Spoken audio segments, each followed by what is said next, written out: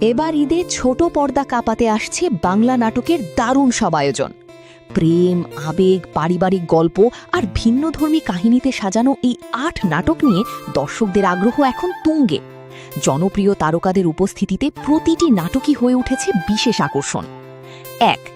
Notebook. এই নাটকে অভিনয় করেছেন খায়রুল বাশার ও কেয়া পায়েল। নাটকটি পরিচালনা করেছেন সাজ্জাদ হোসেন বাপ্পি। রোম্যান্টিক গল্পে ভরপুর এই নাটকটি ইতোমধ্যেই দর্শকদের নজর কেড়েছে। ২. তোর মায়ায়। জোভান ও তটিনীর জুটিকে দেখা যাবে এই নাটকে। ভালোবাসা আর আবেগঘন গল্প নিয়েই নির্মিত হয়েছে নাটকটি। ৩. মায়া পাখি। অপূর্ব ও নিহাকে নিয়ে নির্মিত এই নাটকটি পরিচালনা করেছেন জাকিয়া শৌখিন। পোস্টার প্রকাশের পর থেকেই নাটকটি নিয়ে চলছে আলোচনা। ৪. তোমাদের গল্প ২। জনপ্রিয় জুটি জোভান ও তটিনী আবারও ফিরছেন এই নাটকে।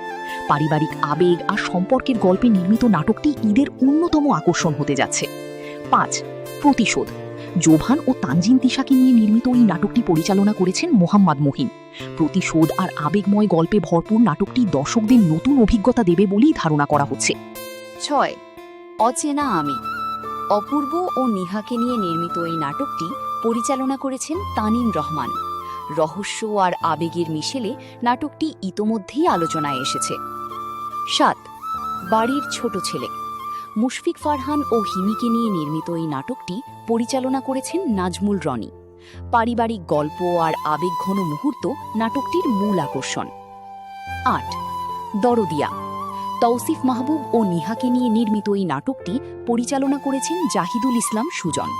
গ্রামীণ আবহাওয়া আর প্রেমের গল্পে সাজানো নাটকটি দর্শকদের হৃদয় ছুঁয়ে যাবে বলেই মনে করছেন অনেকে।